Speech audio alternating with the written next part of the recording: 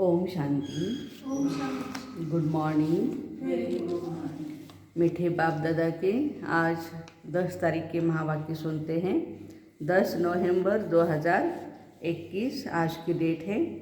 मीठे बच्चे, भारत सभी का तीर्थ स्थान है। भारत सभी का तीर्थ स्थान है, इसलिए सब धर्म वालों को भारत तीर्थ की महिमा सुनाओ, सबको संदेश दो। भारत देश की महिमा महान, इसमें आते शिव भगवान। तो बाबा कहते ये जो महिमा है वो सुनाओ सभी को। प्रश्न है, किस पुरुषार्थ से तुम्हारी अंतमति सोगति होगी, निद्राजित बन जाएंगे? उत्तर है, रात को जब सोने जाते हो तो पहले बाप और वर्षे को याद करो, स्वदर्शन चक्र फिराते रहो। जब नींद आए तो सो जाओ। रात को मनामृत वेले उठते ही शिव बाबा को और स्वदर्शन चक्र को याद करते रहे, वर्षे को याद करते रहे। तो बाबा कहते अंतमति सो गति हो जाएंगी। सवेरे उठेंगे तो वही पॉइंट्स याद आती रहेगी। ऐसा अभ्यास करते तुम नींद को जीतने वाले बन जाएंगे। जो करेगा सो पाएगा। करने वालों की चलन प्रसिद्ध होती है। आज का गीत है, जो पिया के साथ है उसके लिए ज्ञान की बरसात है। ओम शांति। जो पिया के साथ है, हाथ खड़ा करें। सब है? अच्छा हाँ, सब है। अब दुनिया में तो बाप तो बहुत है, परंतु उन सबका बाप रचयिता एक ही है। हर एक शरीरधारी का बाप अपना अपना है। वही ज्ञान का सागर है। ज्ञान से ही सद्गति होती है। सद्गति भी मनुष्य की तब होती है जब सतयुग की स्थापना होनी हो। बाबा को ही कहा जाता है सद्गति दाता। जब जब संगम का समय हो तब तो ज्ञान सागर आकर सद्गति में ले जाएंगे। इस समय दुर्गति तो सबकी है। दुर्गति भी सबकी एक जैसे नहीं होती है, वो भी अलग अलग होती है। सबसे प्राचीन भारत है। भारतवासियों की ही 84 जन्म गाए हुए हैं। जरूर जो पहले पहले मनुष्य होंगे वही 84 जन्मों के लायक होंगे। जो सतयुग में आएंगे, देवता बनेंगे, उनके ही 84 जन्म गाए हुए हैं। देवताओं के 84 जन्म तो ब्राह्मणों के भी 84 जन्म। मुख्य को ही उठाया जाता है। बाप ब्रह्मा द्वारा नई सृष्टि रचने के लिए पहले पहले सूक्ष्म लोक रचते हैं, फिर नई सृष्टि की स्थापना होती है। त्रिलोकीनाथ एक बाप है, बाकी उनके बच्चे भी अपने को त्रिलोकी के नाथ कह सकते हैं। यहाँ तो बहुत मनुष्यों के नाम भी रखवा दिए हैं त्रिलोकीनाथ। नाव भाईचं नाव आहे त्रिलोकीनाथ। एका लोकाचं नाथ असलं तरी बास झालं। 3 लोकाचं नाथ आहे। डबल देवताओं के भी नाम रखवाए जाते हैं, जैसे गौरी शंकर, आपल्या किराणा दुकान आहे ना, राधे श्याम, एकाचंच नाव आहे ते। राधा पण तोच आणि श्याम पण तोच। सियाराम, सीताराम, श्याम सुंदर। अब राधे कृष्ण अलग अलग राजाई के थे। जो अच्छे बच्चे हैं उनकी बुद्धि में बहुत अच्छी पॉइंट्स की धारणा रहती है। जो होशियार डॉक्टर होगा उनकी बुद्धि में बहुत दवाइयाँ होंगी। यहाँ भी रोज़ नई नई पॉइंट्स निकलती रहती है। जिनकी अच्छी प्रैक्टिस होगी वह नई नई पॉइंट्स धारण करते होंगे। जो धारणा नहीं करते हैं उनको महारथी नहीं कहा जाएगा। सारा मदार बुद्धि पर है। योग पर बाबा कहते, पुरुषार्थ पर कहते। आज बाबा कह रहे हैं बुद्धि पर है। और तकदीर की भी बात है, यह भी ड्रामा है। ड्रामा को जानते नहीं, यह भी समझते हैं हम आत्मा शरीर धारण कर पार्ट बजाती हैं, परंतु ड्रामा के आदि मध्य अंत को नहीं जानते, गोया कुछ भी नहीं जानते। तुमको जानना चाहिए, you must know what is the drama. बच्चों का तो फर्ज है औरों को बाप का परिचय देना, सारी दुनिया को बताना है। कोई ऐसा न कहे हमको तो मालूम ही नहीं था, फॉरेन से भी बहुत आने वाले हैं, उन सबका प्रबंध करेंगे बॉम्बे में, फॉरेन वालों का। वह लोग तो समर्थ भी हैं, पैसे तो उन्हों के पास बहुत है। शिव को अपना बड़ा गुरु तो मानेंगे ना, इसलिए समझाया जाता है इन धर्म पिताओं का भी कुछ पार्ट है। बच्चों ने शुरू में साक्षात्कार किया था, यह क्राइस्ट, इब्राहिम आदि सब आएंगे मिलने, तो उनकी फील्ड बनानी चाहिए। सब टूरिस्ट आदि बॉम्बे में आते रहते हैं, बॉम्बे देखने के लिए आएंगे तो बाबा कहते हैं उनका रहने का भी इंतज़ाम चाहिए। भारत सबको बहुत खींचता है। कल बाबा ने कहा देवताएं खींचते हैं, क्यों? पवित्रता है उनमें, इसलिए। और अभी कह रहे बाबा सभी देशों में भारत ही खींचता है।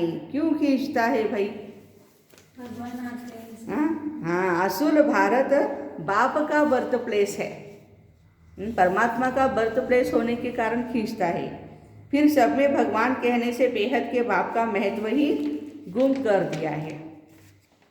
तो बाबा कहते हैं बाप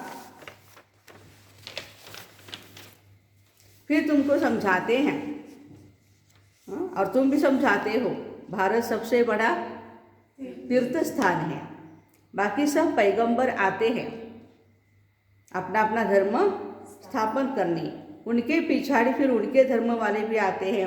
अब है अंत, कोशिश करते हैं हम वापस जाएं, परंतु पूछो उनसे तुमको यहाँ लाया किसने? क्राइस्ट ने क्रिश्चियन धर्म स्थापन किया, क्या उसने तुमको खींच कर यहाँ लाया परम धाम से? उसने आपको चलो चलो चलो अभी नीचे चलो, आपका पार्ट आ गया, ऐसा बोल करके लाया? अभी सब तंग हो गए हैं वापस जाने के लिए। सब आते ही है पाठ बजाने, पाठ बजाते बजाते आखिरी दुख में आना ही है। फिर दुख से छुड़ाए सुख में ले जाना बाप का काम है। बाप का बर्थ प्लेस भारत है, इतना महत्व तुम बच्चे ही जानते हो। जो जानते हैं उन्हों को नशा चढ़ा हुआ है।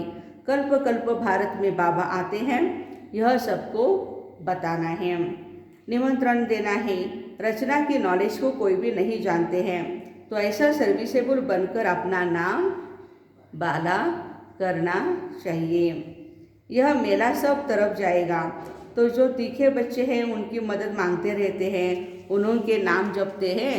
एक तो शिव बाबा का नाम जपते हैं, दूसरा ब्रह्मा बाबा का, तीसरा फिर कुमार का, बड़ी दादी प्रकाश मणि दादी, फिर गंगे मनोहर दादी, गंगे दादी को जपेंगे। क्यों जपेंगे भाई? निरहंकारी है, बहुत मीठी है, बिल्कुल देह अभिमान नहीं है। कहते हैं ना घुर तू घुराय, माना स्नेह दो तो तुम्हें स्नेह मिलेगा। अब बाबा कहते हैं तुम दुखी बहुत बने हो, तुम मुझे याद करेंगे तो मैं भी मदद करूँगा।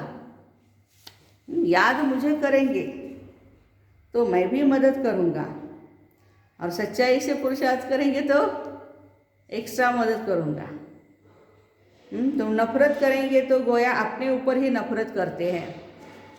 कई ऐसे भी बच्चे हैं बाबा के ऊपर बहुत ना, बाबा की तरफ या बाबा के लिए नफरत करते हैं। तो ये उनको पद भी मिलेगा क्या? जो भगवान का सुनते नहीं, उनको बाबा थोड़ी मदद करेगा, पद देगा। धन कितना अथाह मिलता है, किसको लॉटरी मिलती है तो कितनी खुशी होती है, उनमें भी कितने इनाम आते हैं। फिर सेकंड प्राइज, थर्ड प्राइज भी होती है। यह भी ईश्वरीय रेस है, ज्ञान और योग की रेस है। जो उनमें तीखे जाएंगे वही गले का हार बनेंगे और तख्त पर नज़दीक बैठेंगे। तुम सब हो कर्मयोगी। आप कौन है? सभी कर्मयोगी, द एक्शन ऑफ किंग, या किंग ऑफ एक्शन, एक्शन या कर्म। तसे तुम्ही कोण आहात? योगी। अपने घर को भी संभालो। क्लास में 1 घंटा पढ़ना है, फिर घर में जाकर रिवाइज करना है। पूरा दिन वही बाबा ने क्या सुनाया, बाबा ने क्या सुनाया, बाबा ने क्या सुनाया, महावाक्य काय होतं, आजचं प्रश्नोत्तर काय होतं, धारणा काय होत्या, वरदान काय, स्लोगन काय, सारखं असं बुद्धीला आपण रिपिटेशन जेव्हा करतो, मनन चिंतनाची सवय लावतो, तेव्हा बुद्धी अपनी फ्रेश रहती है। स्कूल में भी ऐसे ही करते हैं ना।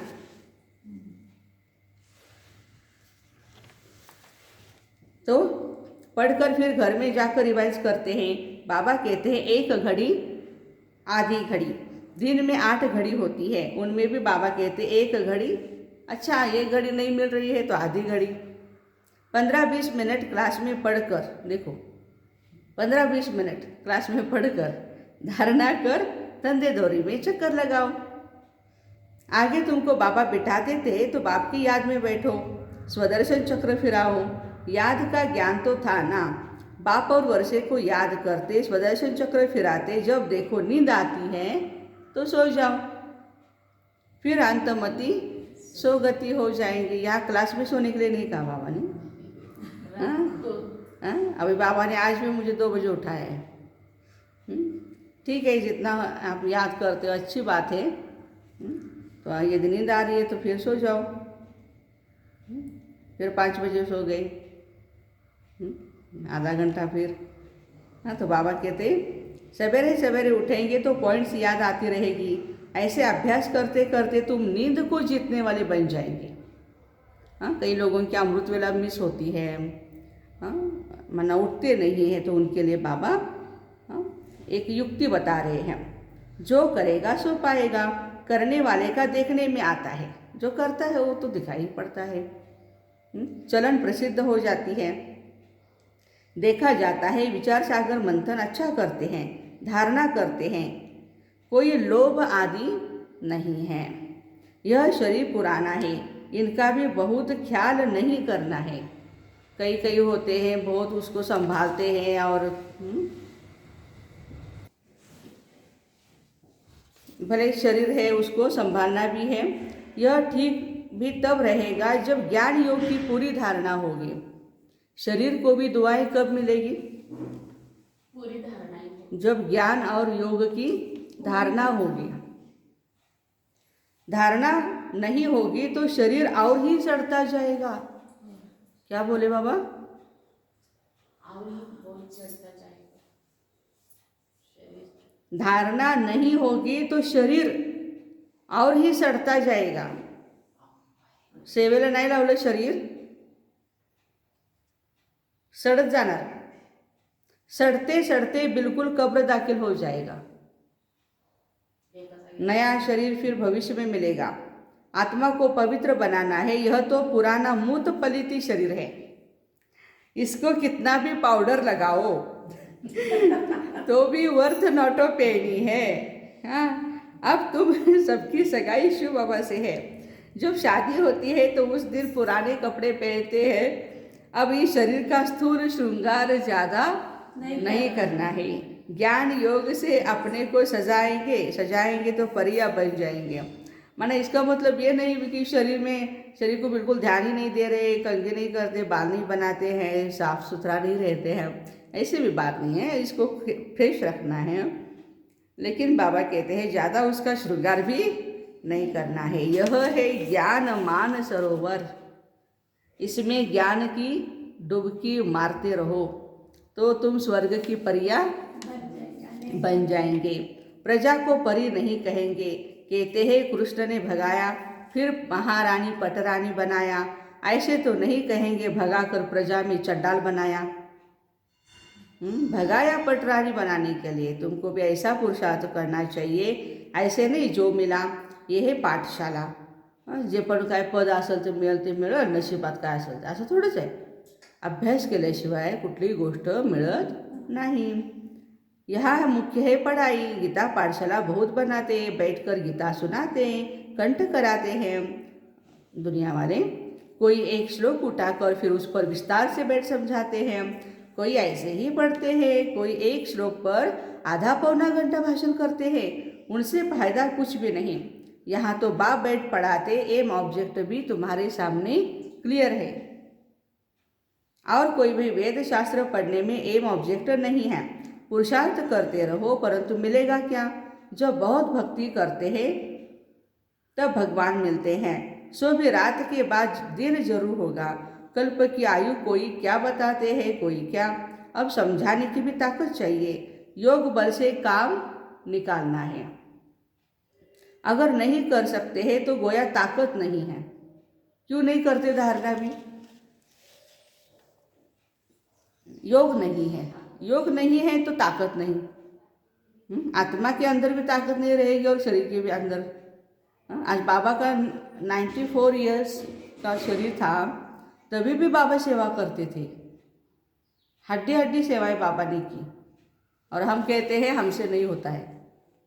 ये भी हम अपने शरीर को बद्दुआ देते हैं कि मेरे से नहीं होता है। ऐसे थोड़ी है, करने से होगा। जितना हो सकता है करो। बाबा भी मदद उन्हों को करते जो योग युक्त बच्चे हैं। ड्रामा में है वो रिपीट होता है, सेकंड सेकंड जो पास्ट होता है टिक टिक टिक टिक होती रहती है। हम श्रीमत से एक्ट में आते हैं। श्रीमत पर नहीं चलेंगे तो श्रेष्ठ भी नहीं बनेंगे। नंबरवार तो है ना। यह लोग समझते हैं हम एक हो जाए, पर अर्थ का पता नहीं। तो एक क्या हो जाए? क्या एक फादर हो जाना चाहिए या एक ब्रदर्स हो जाना चाहिए? अगर ब्रदर्स कहते हो तो भी ठीक है। श्रीमत से बरोबर हम एक बन सकते हैं। तुम सब एक मत पर चलते हो। बाबा की एक मत पर हम बच्चे चलते हैं। तुम्हारा बाप टीचर गुरु एक ही है। जो पूरा श्रीमत पर नहीं चलेंगे वह श्रेष्ठ नहीं बनेंगे, नहीं बन सकेंगे। अगर एकदम नहीं चलेंगे तो खत्म हो जाएंगे। श्रीमत पर नहीं चलेंगे तो खत्म हो जाएंगे। रेस में जो लायक होशियार होते हैं उनको ही रखते हैं। जो दौड़ने में अच्छा है उसको ही रेस में रखते हैं ना, स्पर्धा में। जो दौड़ नहीं सकता है उसको थोड़े रखेंगे।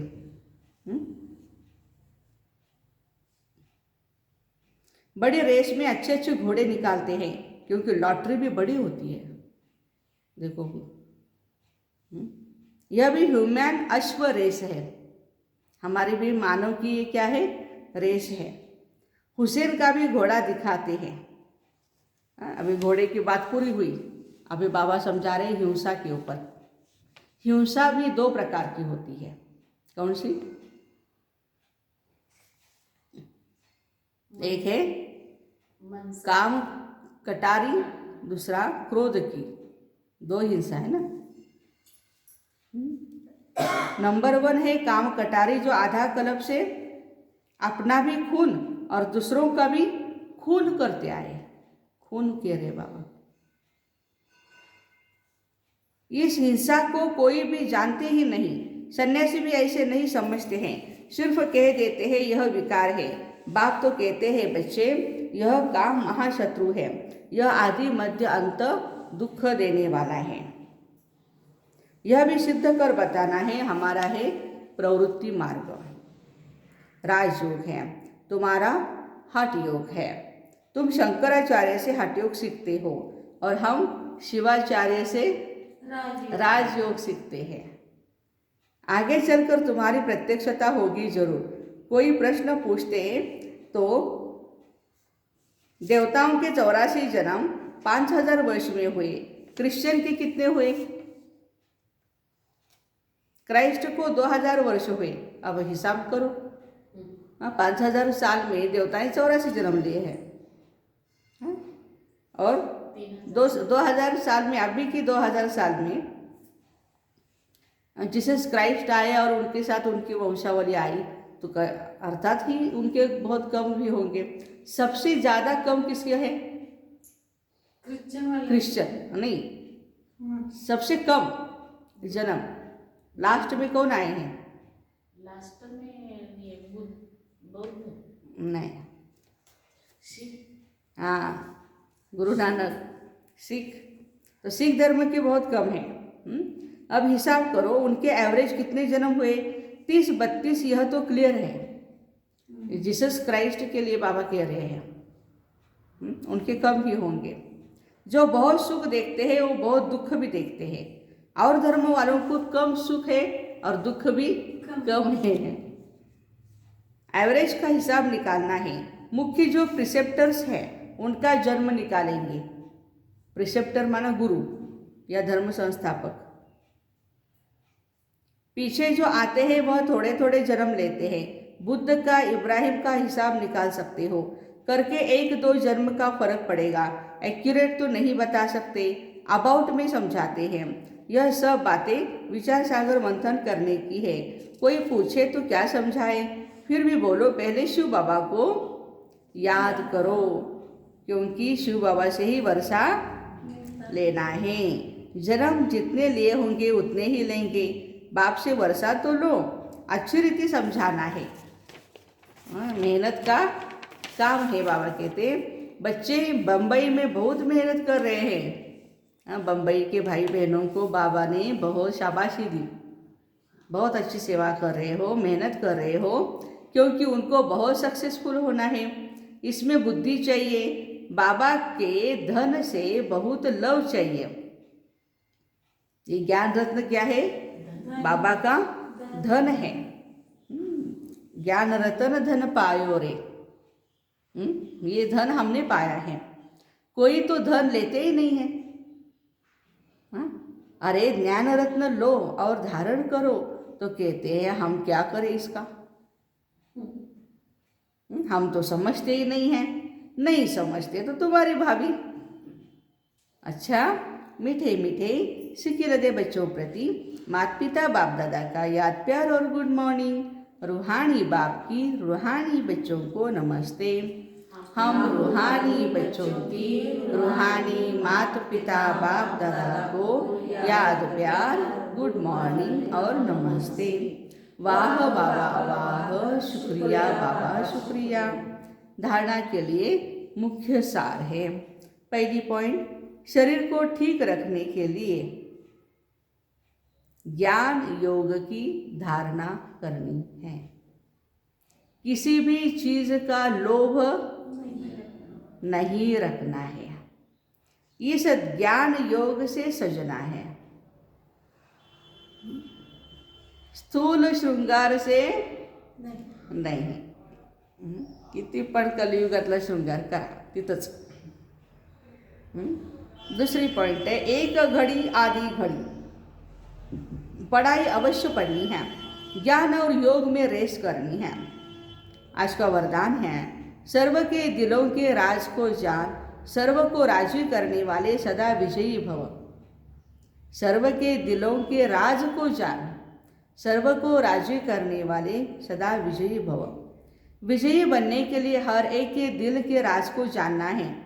किसी के मुख द्वारा निकलने वाले आवाज़ से उसके दिल के राज को जान लो तो विजयी बन सकते हो. लेकिन दिल के राज को जानने के लिए अंतर्मुखता चाहिए. जितना अंतर्मुखी रहेंगे उतना हर एक के दिल के राज को जानकर उसे राजी कर सकेंगे. राजी करने वाले ही विजयी बनते हैं. कहते हैं ना, इनके मन के भाव जानो.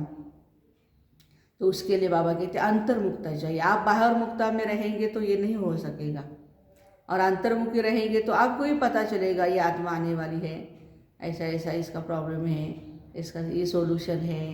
अंतर्मुखी, इंटरनली बाबा कहते हैं आप अपने आप में खो जाओ, बाबा को याद करते रहो.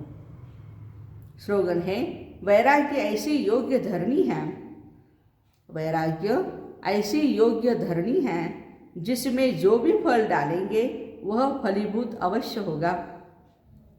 वैराग्य की धरनी में जो भी फल डालेंगे वो फलीभूत अवश्य होगा.